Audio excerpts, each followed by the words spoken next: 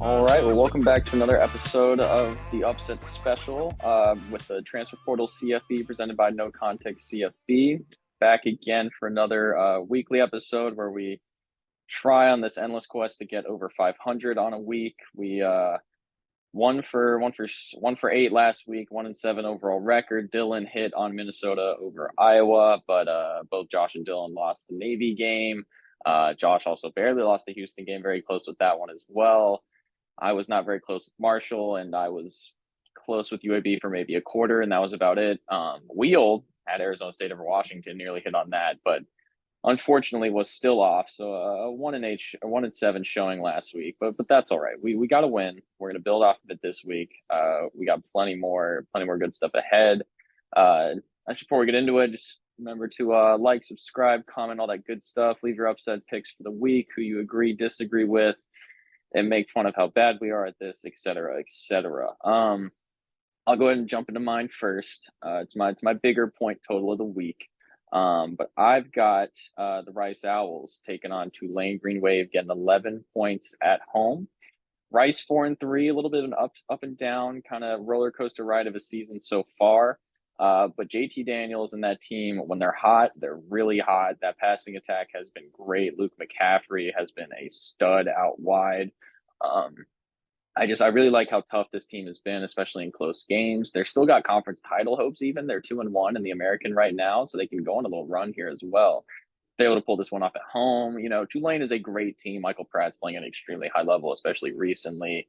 Um, but I think they're susceptible to lose one more. I don't think, at least in my head, that this is this year's New Year's Six representative, which would more than likely require them to lose another game just based on where they're kind of set up right now. But I could see this being the one. If you can limit Makai Hughes, not let the ground game get going as much, put everything on Michael Pratt.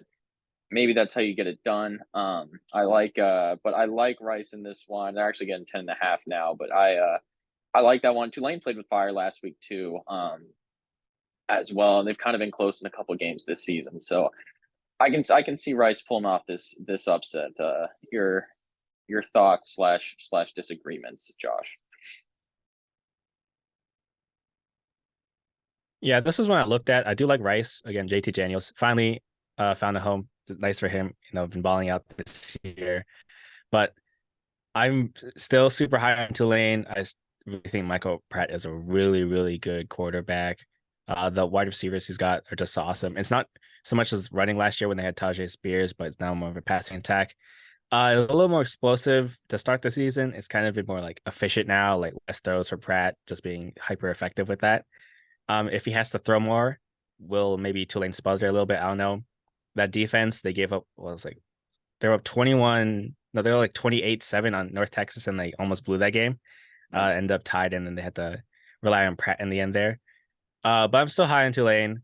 But I do like this pick just because if JT Daniels decides to go off and McCaffrey goes off, it's really, really nice. That's kind of been my thing.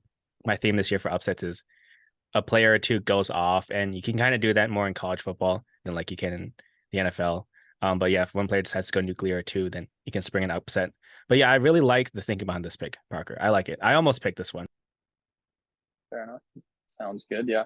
I like the mindset of picking an upset, one or two players going off. That's kind of a lot of times how it typically goes, either that or a lot of turnovers, something crazy like that. But we can see it. Daniels wins a quarterback duel against Pratt, puts his name back on the map as well. Gets, college football fans, still the vast majority of casual fans, I would imagine, don't know that Daniels is down there in Rice. So maybe this is a game where he reminds them where he's at, and that potentially still has an NFL future. Who knows? Who knows going down the road? But yeah, I'll kick it over to you for your first pick of the evening. Yeah, so this is one I mentioned last week, or a team I mentioned last week as a potential pick, and didn't go with them because I'm like, oh, they're away from home. They're not as strong away from home, and I should have trusted my gut.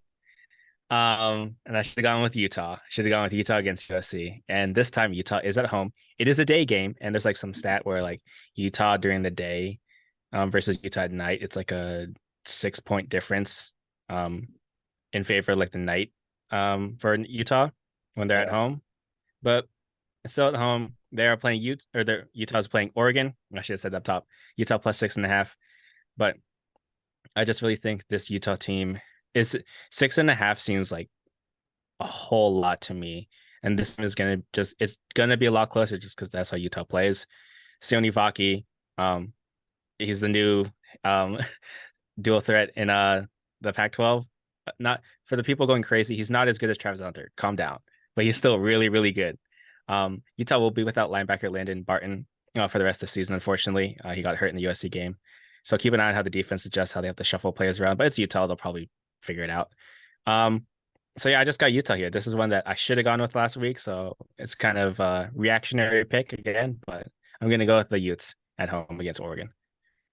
Yeah, I mean, I think it's a good pick. I am surprised at the 6.5 number as well. Oregon's also just struggled historically in Salt Lake City.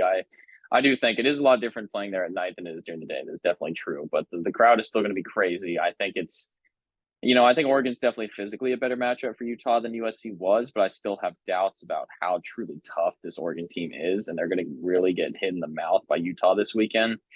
If Bryson Barnes also plays at the same level that he did last week, I mean, who knows? So I like the pick. I've got Utah winning that game overall. So I can definitely understand that. It's Salt Lake is among, I'd put it top 15, potentially even top 10 toughest road venues to play in, at its peak in a big game environment. I think, Rice Eccles Stadium is up there with them. So definitely a good one out there. That would only merely start the cannibalization of the Pac-12 too, which is probably inevitable anyways. But it would be sad to see it coming around, this early, and we'll see how Washington fares going down the road as well. Go ahead. From the rest of the cast, Dan, he went with the trendy one, I feel like, of the weekend. Kansas against Oklahoma at home. Oklahoma just came off that close win over UCF. They're favored by 10 points in Lawrence. Kansas fresh off a bye week. I haven't heard anything recently, correct me, if Jalen Daniels is going to play in this game or not. But even if Jason Bean's starting, I still think this Kansas team is perfectly capable. Coming out of the bye week, Leopold and that staff are going to have a lot of tricks up their sleeves for Oklahoma. I think they'll be able to put some points on the board. So I do really like that pick from Dan, to be able to take down Oklahoma. Oklahoma just also seems due for a loss. It seems like them and Texas are both going to enter that Big 12 championship game with one loss, and playoff is on the line for that. So we'll see. And then Mark Thomas went with Cal over USC, which will be really interesting. USC having to go on the road to take on the Golden Bears, who are also coming off a bye week, if I'm not mistaken, I believe. Cal's been a scrappy team all year long. Honestly, a really great running attack. Defense is solid for sure, and you just don't know coming out of the two straight losses for USC. What are you going to get out of them? Is this a team that has given up on the season? I mean, obviously, the goals they had set for themselves, at least nationally, are out of the picture now. So how much fight does this team have left in them? What is Caleb Williams going to come out and play like? A Cal team that is going to be a Justin Wilcox, a coach as well, that is desperate for a big signature win to keep the hype around the program kind of going after it's teetered off in recent years. So, hey, I could definitely see it. It's going to be an early kick, maybe a sleepy one out there in Berkeley too. So, I like that one from Mark as well. Yeah, I'll get into my second one as well, and I'll keep it in the Pac-12. And it's tough because I've loved this Oregon State team all year, but I don't going into the state of Arizona as a favorite in the Pac-12, especially a ranked team, is a recipe for disaster. B, Oregon State hasn't looked necessarily. They've looked like a very quality football team, yes, but they haven't looked like world beaters all the time. Meanwhile, Arizona is fresh off of it was a bye week after they beat Washington State 44-6. They're fresh off that performance where they looked absolutely dominant. And they've lost a couple of that road game to Mississippi State was very close. They took Washington to the wire in their game. They've shown that they are capable of being a really high quality team. I think they're one of those teams going to be a lot better than their record is at the end of the year, just because of how strong this Pac-12 is. They got weapons all over the field with Jonah Coleman. Tetairoa McMillan, I think, is one of the most just underappreciated guys in the country, who I think is going to soar up draft boards when he's ready to come out in 2025. And then, of course, you've got Jacob Cowing, who's out there as well doing some great things. So I think the offense can put plenty of points on the board. Oregon State, if they are able to play to their normal standard to control this game with Damian Martinez on the ground, keep the ball out of Delores' hands, then I think Arizona is going to be just fine. But with that being said, I think Oregon State will be just fine. But with that being said, I think Arizona at home at night, it's a tricky environment down there in Tucson. So give me the Wildcats in a tough one. It'll be interesting. More Pac-12 cannibalization. That's for sure. Yeah, that's another one I was really looking at hard to add to my list. I went with another one, Pac-12 related that might get into later. But yeah, that's all the reason that you have night game at Oregon. It's weird. They have really good weapons. Noah Fafita is so much better than Jaden Delora. Um, Delora has more talent, but he's just way too wild. And even after like a season and an off season to like settle down, he just didn't. So Fafita's come in and he's kind of like Jake Hainer esque, where it's like he's small, doesn't really have like the greatest arm, but he just knows how to win, man. He's so much fun. And that's kind of the recipe. If you want to pull an upset, good quarterback and a bunch of really good receivers, and a weird environment. Arizona, Tucson kind of went on this rant a few weeks ago when the wheel picked Washington to lose to Arizona. It's a weird place in Tucson, especially at night. So I really like that one again. That one was just off my list because I went with another pick there, but that one I really like that one there too. Yeah, and now I mentioned I was gonna say I'd previously forgotten that Fafita had taken over in that game. I haven't heard anything recently after Laura's going to play coming off the bye week, but honestly, I agree with you. I think they're still perfectly fine if Fafita plays in this game. Yeah. Now looking at my list, honestly, get back to me on this. Get back to me. I got a bunch here which I feel good about. We'll go to the Got other to guys sift through. first, and yeah, we'll go there. Fair Yeah, enough. Well, so Dan Keegan went with picking a bold one. UMass over Army. Fresh off of Army just joining the American this week, and how they're going to celebrate is apparently by losing to the Minutemen, which it'd be tough. I mean, Army's had a struggle throughout this season. They've been in a lot of close games, but they haven't come out on the right side of them. We'll see. I mean, UMass has the one win at the beginning of the year over New Mexico State and has not fared so well since. But I I believe it. Games that military academies are in, I'm always inclined to believe that something crazy could happen. So I can definitely understand if that one goes down. And then to pair with Mark's pick, we'll of course get the wheel back in here for at least one pick. It can't be an upset special without the wheel picking a game this week. The wheel actually agreed with you and went with Utah, so we're gonna have to run that again. But that means it's a really good pick for this week. Now the wheel is going to go with LSU, who's on a bye week, so the wheel needs to really get its act together here to get us a team that's actually going to play, that's actually legitimate. All right, who do the New Mexico Lobos have this week? Or are they also on a bye? They are fresh off. I know they're at Nevada. they're on a So bye. no, they're at Nevada, and who is going to be favored in this game? Because honestly, this could be really tricky. Nevada's fresh off their first one of the year at home. I really don't know where It Vegas says would go Nevada with this one. -1. Well, that's yeah, This is that's Nevada -1. That's too close. That's basically not coin good enough. flip. You gotta go again. The wheel is very disappointing this week. I'm not a fan. Give me something good to work with. Oh, all right, Colorado, who has I'm blanking UCLA, I now on who think. they have. UCLA, yes, and that might be a close one too with those odds. I mean, I would imagine UCLA slightly No, it favored, says but UCLA -17. oh, whoa, Yeah, the because I wheel think they're might be looking at back because in there. UCLA's Yeah, defensive line is just so good, and they're like yeah, Colorado can't block. Plus, it's in. I mean, the Rose Bowl like isn't really the greatest home field advantage. yeah. But when they want to fill it up, they do. So Mhm. that's Yeah, a good and I one. mean, I imagine for Dion and Co coming to town, it'll be a good one on a Friday or on a on Saturday night. That's the ABC game Saturday night actually, which will be a pretty big event. I don't know. I mean, I'll give it to the wheel. Like Colorado's kind of seeming down and out. People are really hating on him at this point, saying that the Dion show is kind of over for this year.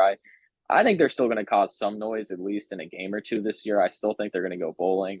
They've got too much talent and UCLA, I mean, Garbers looked good last week, but that quarterback situation still doesn't seem to be set in stone, and you have some concerns about that. The defense is phenomenal, and if works out how it should on paper, they should whip Colorado up front. But we shall see going forward. Have you locked in on your second one?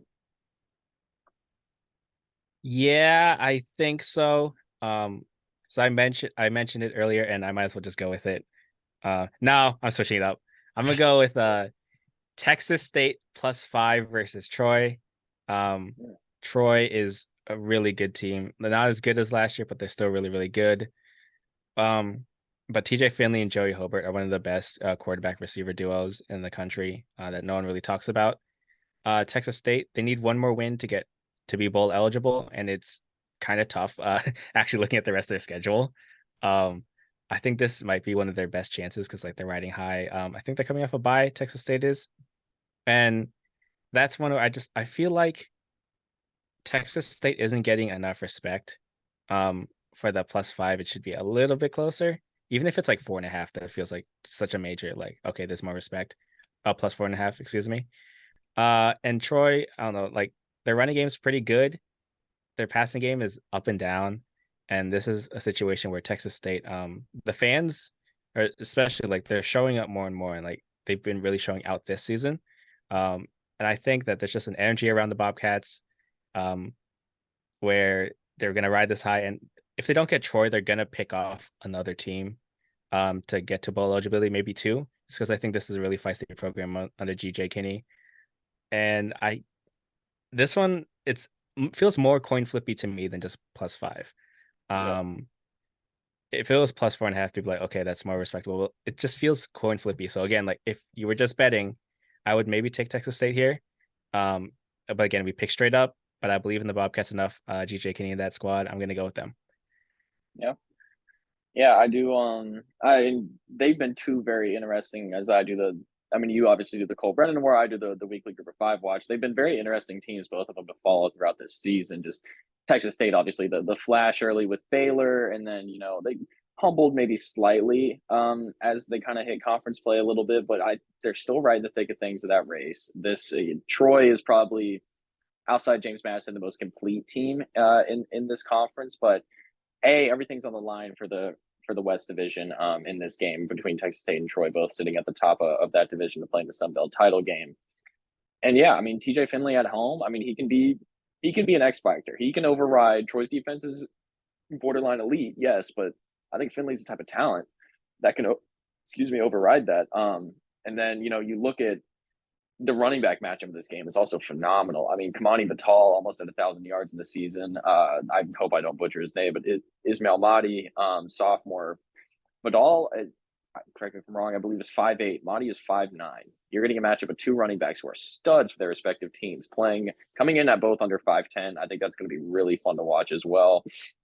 So I think it'll be a lot of fun. I think it's going to be a really good game. I think Texas State's going to want this one to get into the 30s. Troy's going to want to keep this one in the low 20s, I think is really what's going to determine the outcome of this game, whose style kind of wins out. But yeah, I like Texas State. I was very, very close to picking them in the weekly watch. I think I had it a 3-point win Troy, but do not hate the pick. We'll see. Gunnar Watson also definitely an X factor, the long time signal caller over there in good old Troy, Alabama. But I unfortunately I had one of my extras taken. I was in agreement with Dan on Kansas over Oklahoma. That would have been one of my backup pick as well. But do you have any extras you would like to run through as well? Yes, sir. I just closed out the tab for something else. I just want to recap last week's uh my total Mhm. picks or in Yeah. suggestions because man, again, I've been a little bit of a cold streak, but again, I had a great time picking games and not actually like picking the right ones. So scroll over, scroll over. So pick Navy Air Force close, like score wise, but it wasn't. It was spiritual, wasn't close.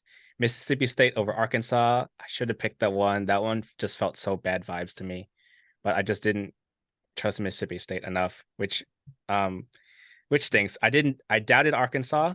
I didn't trust Mississippi State enough. Houston over Texas. That one stings. Even with Ewers going out, like Houston was right in that game even before that.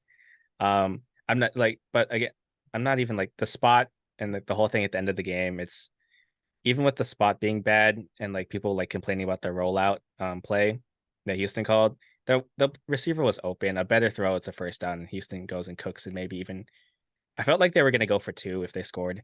They probably would have, and they might have won the game. Auburn over Ole Miss. Ole Miss won, but it was kind of close. Utah over USC, should have picked the one. BYU over Texas Tech. That one I really should have picked. That one was Yeah. like, again, just Texas Tech in the mountains. Just doesn't work well for them. Army over LSU, that not even close. We'll move past that. UL Monroe over Georgia Southern. Georgia Southern pulled that one out late, but it was kind of close. So just another week of me being so close. But we're not about close here, so hopefully my picks this week hit. My other picks here, NC State, they're +10 versus Clemson. It's the Textile Bowl. It's kind of a sneaky, fun, fierce rivalry that people don't talk about enough because Clemson's kind of dominated. But these teams don't really like each other. So it's always fun. This is also the CW game of the week, and the CW has delivered some absolute bangers, which is crazy. But good on them. I was with Mark on Cal versus USC, but I didn't have as much of a breakdown there. I was just vibes. Louisiana +10 at South Alabama. I feel like +10 is just too many. It should be a lot closer. South Alabama, like they're still riding high, or in betting, they're still riding high off of beating Oklahoma State, which is great win. Like still a great win. It's actually looking better every week as Oklahoma State improves. But +10 just feels like too much. Zion Chris is super fun for Louisiana. He's such a fun dude to watch there. Wyoming +5 at Boise State. Another game where it feels like coin flippy to me. Harrison Whaley, he may or may not be back to play for Wyoming, but even if he's not back or even if he's not 100%, I still feel like Boise State, their offense is still figuring things out. The 2 quarterback system and just not giving Ashton G&T the ball enough. UNLV +7.5 at Fresno State. UNLV bowl eligible, right in the mix for the Mountain West race. Logan Fife or a healing Mikey Keene will be at quarterback for Fresno State. And don't get me wrong, like Fife's been fine, and if Keene's back, even if he's like not 100%, he's still really good. But I feel like 7.5 is just way too much. And finally, the one I was hinting at, the Pac-12 one, you talked about Arizona and Oregon State. I almost went Arizona State versus Washington State. Washington State's kind of been on a slide. Arizona State looked the thing, they looked really feisty in the rain, and now they're back home in the desert where they're more comfortable. This one is kind of vibes, kind of, you're more comfortable. You're at home. It's warmer. It's not gross and disgusting at night. And Cam Ward, he flashed a lot more. No, not flashed. He showed more consistency in the Oregon game. It's not really his fault. Like the receivers have kind of been banged up on the other matchups, but Cam Ward's kind of regressing back to the mean, kind of like last season was like way bad. The start of the season super good. He's kind of getting back to like that middle ground, which might not be enough to beat the fighting Cameron Scadaboos down there in Tempe. So that's one I almost went with there, but at the end of the day, had to go Texas State and GJ Kinney and the guys there. Yeah.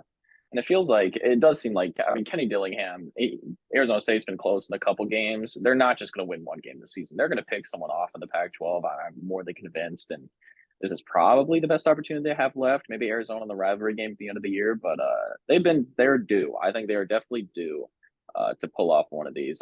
All of last Saturday night, I was thinking back to Scadabo, when I interviewed him over the summer, he talked about, we're going to stun people this year with what we're about doing the field. And I think he was probably more implying, we're going to win a bunch of games. I was thinking, hey, if you beat Washington after they just got done beating Oregon, you have stunned the nation effectively and lived up to those words prominently. So I was kind of cheering for them to get it done. They were very close, but I think they can do it. And yeah, with BYU beating Texas Tech, I was very interested to see coming in here if anybody was going to dare to take BYU over Texas this week on the road. But BYU and Texas have a little bit of a history. BYU's beat up on them a couple times. I mean, who knows? BYU is not a flashy, pretty team by any means, but they win. They're 5-2 at this point. Texas has been playing with fire a couple times this season. BYU Texas, maybe another one that's worth throwing out there, at least for a point coverage potentially. But yeah, all good picks all around. Just to recap real quick, I had Rice over Tulane and Arizona over Oregon State. Dan's got Kansas over Oklahoma, UMass over Army. Mark went with Cal over USC, and it's going to be a little joint pick this week with the Wheel. The Wheel's going to take Colorado over UCLA. And then Josh took Utah over Oregon, as well as, remind me on your second pick, I am forgetting. Texas State taking down. Holy cow! Who do they play? They play Troy. They play Troy. There we go. Yep. Got it. All right. They are locked in for another week. We're going to hope to double our win total of 1 from last week and pick up 2 wins. I have a great feeling. So going forward, better records ahead, better times ahead in the upset special, but it's always a good time in the upset special. Winning and losing doesn't matter here. It's about having Always. fun. Exactly. And these teams will have fun pulling off these upsets this weekend, especially Rice and Arizona. So with that being said, another week the upset special goodness. wraps up. Please be sure to like, subscribe, comment, all that good stuff. Tell us about how terrible our picks are this week and how we're going to go 3,000 or whatever. Feel free. It's the internet is a free place to express your thoughts. That being said, we'll be back next week, as we are already. Next week will be week 10, which is insane to say aloud. But we will be back next week for another episode of the upset special. Transport to CFB presented by No Context CFB. For Josh and Parker, you're up.